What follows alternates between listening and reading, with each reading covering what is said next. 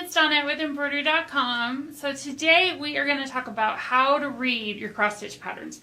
Now different designers do it different ways. So I grabbed a couple designers and I thought we could go through them. So first up is this cute little kit from Shepherd's Bush. It's called Summer is Waving.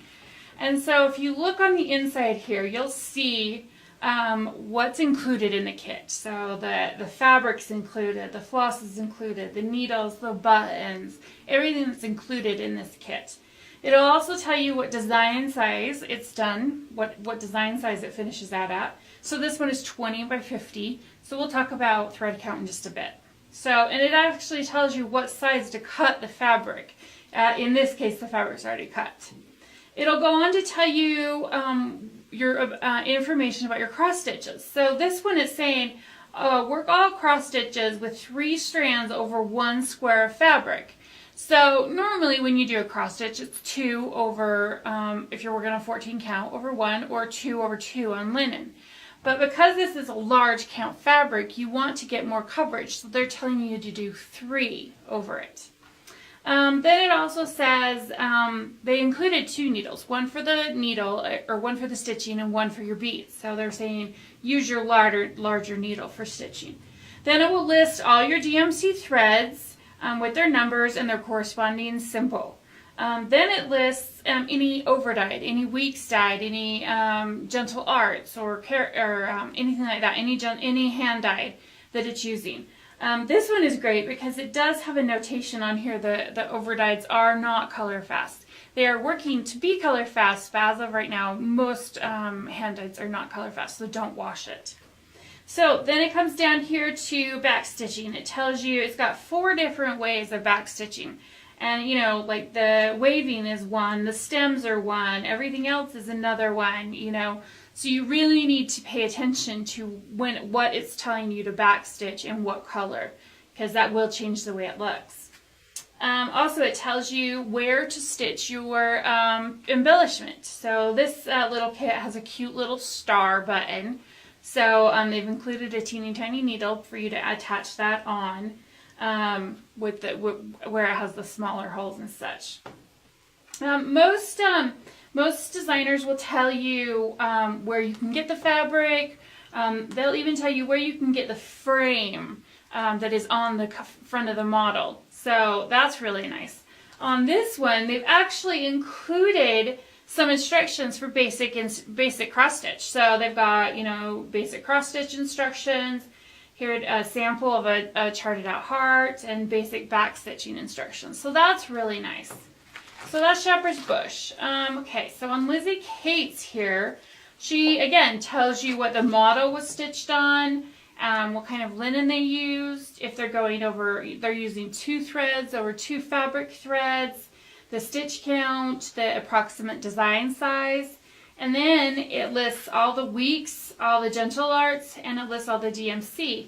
Now the great thing is you can use hand dyes, and they add just a beautiful, beautiful element to your stitching. But you can just do it all in DMC as well, and they list that option, which is really great. It's a really good option to use if you're not comfortable working with hand dyed yet. And then they also include what a lot of Lizzie Kate's are grouped. So they'll include a picture of what it would look like grouped, as well as, again, the list of where they bought the fabric and where you could get the frame that is in the model. So that's really nice. So let's go on to like Nora's and Mirabilia's. They're a little bit more advanced, so they've got a little bit more instruction on them. So not only do they tell you what fabric the model was used on, they actually give you suggested fabric for, you know, 28 count, 32 count. They even give you suggestions for 16 count Aida. So that's really nice. So you get a lot of options. They give you your stitch count, and they give you how it's being stitched. 2 over 2, 1 over 1, however they've decided it needs to be stitched. They'll give you all the DMC colors. And then a lot of them you'll see what's called a DMC blend. Now this is called tweeting. It's where you take 1 strand of one color and 1 strand of another color, and you make this whole new color as you're stitching. And it is beautiful. It adds an element to stitching that is actually very, very beautiful. It lists all your beads as well. And then over on the other side, it tells you what you're going to be back stitching. So like on this one, you back stitch the skin and the wings, and each are in a different color, and you're only using one strand to stitch those. So it gives you a really fine detail look. It also gives you indications on like the pattern itself. So large symbols indicate full cross stitch. Small symbols indicate quarter stitch. So if you're going around her wings and you notice that one of the symbols isn't filling the square, the whole square, you're like, oh, that's a fractional stitch. So that's always nice to be able to know. Again, she tells you how to do the blends. And also, you've got a lot of options when you're adding beads to these. You can use invisible thread, you can use just white for all the beads, or you can color them so that your thread matches the bead you're actually putting on. So that's really nice. And again, she tells you where you can get the fabric and where you can get the frame that the model was stitched on. So, Joan Elliott's are a little bit different. So, they have on the front here, they'll have the stitch count on them and what they finished them on, what size. So on this one they did 28 count. Then she'll list all of the floss, all the krennic, what she's using for French knots, and all the beads on here. And then, I love this page. So she'll give you the fabric count, how big it is, finish size of the design size. And then she actually lists all the krennics, all the beads, and everything, along with a total of how many skeins you're going to actually use in this piece. So like on this one, this krennic, you're going to use 1.5. So you're going to need 2 spools of that krennic. So I really like that, you'll be able to know, oh, I need to get 2 of these or 3 of these. And then down at the bottom here, it actually tells you how many stitches are in this piece. So, this piece has got 22,524 stitches. It has 124 beads and 25 French knots. I think that's just amazing to actually be able to know that and see that in the patterns. Okay, so we've talked about the pattern's instructions, so let's actually talk about the pattern itself. So you'll see it all gridded out. So on the grid, each square will represent 1 stitch. So on Aida, it would be 1 fabric block, or on linen, it would be 2 fabric threads. So you'll see an arrow at the top and the side of the pattern, and you will follow those till you get to the center. And that's where you will start. What I like to do is I like to find the largest amount of symbols in that area for one color, and then I just kind of spread out from there. There are different ways you can do it. You can, on the grid itself, you'll see some dark lines, and what that is that's every 10 squares. So it's nice if you didn't know the stitch count, you could actually count it up and figure it out. So when there are dark lines, that's every 10 squares. So you can stitch every 10, or you can just kind of spread out. That's what I do on most occasions. I'll just finish a color, I'll come around, finish the next, and just work out from there. You can work down, you can work up. I just kind of spread out as I go. Now, that is how it is on most patterns. There are always exceptions. On patterns that are fully stitched from top to bottom, like Mystic Stitch or Custom Crafts or Heaven and Earths, you will start in the top left-hand corner, and you will stitch every 10 blocks at a time. That is because there's a lot of stitches, there's a lot of colors, and it's easier to keep track of where you are and make less mistakes if you do that. So, that's a little bit on how to read the pattern. Okay, so now we are going to talk about thread count.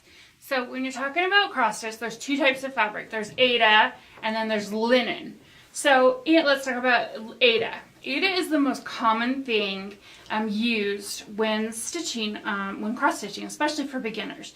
It's nicely defined. The holes are easy to count. It's big, so you can see it especially when you're a beginner. So it's a really nice piece of fabric to work on in the beginning.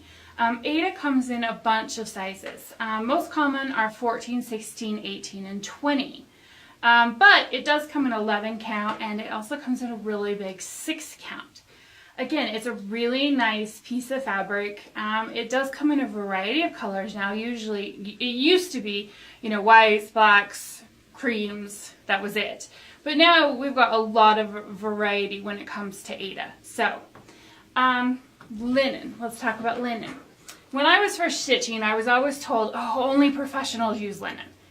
And I thought, that's crazy. I'm going to try it. I always heard it was so hard because with Aida, you go from hole to hole. With linen, you count the fabric threads. And so it's a little bit more complicated. But you know what? I think the look is absolutely beautiful. So in linen, the counts go from, you can have 25, 28, 30, 32, even up to 40. There are some 40s, which are crazy. So on Aida, you go from hole to hole. On linen, you count the fabric threads. The nice thing, if you can see here, is that a 14 count Aida and a 28 count linen, your X is still going to be the same size. Whether you're going hole to hole on Aida or, counting over 2 fabric threads on linen, your X is going to be the same size as it would be on either one. With linen, you can get a much finer look because there are more fabric threads per square inch than there are on Aida. Fractional stitches are way easier to do. Fractional stitches on Aida, you actually have to pierce the center of the fabric to do the fractional stitch, where on linen, you can just go over one. So fractional stitches are much easier to do. Now, there are different types of linen. There's your basic linen. There's Lugana, there's Jobelan, there's Cashels, there's Belfast. There's all kinds. The easiest to use are the even weaves, which are your Jobelans or your Luganas. Those are the easiest to use, and they're the most common. They have a really nice plush, soft feel to them. You can get them in all kinds of fun colors now. I think they're absolutely beautiful. So when you're looking at your design, and it says that it is, let's see, this one says it's 85 by 90. That means there are 85 stitches wide by 90 stitches high. And your thread count is so if you have a 14 on an Aida, there are 14 stitches per inch on that piece of fabric. So you'll figure out your thread count. There's lots of fabric calculators. Or you put in, your 85 by 90, you're stitching it on 14 count. I always put 3 inches around my fabric. That way I've got enough for framing, I've got enough, for stitchy pinning. 3 inches all the way around gives me enough extra outside of my design to do whatever I want to do when I go to frame it. So that's a little bit about stitch count and a little bit about the difference between Aida and linen. We'll get a little bit more in depth in that in another video, but I hope this helps and have a wonderful day. See you guys later.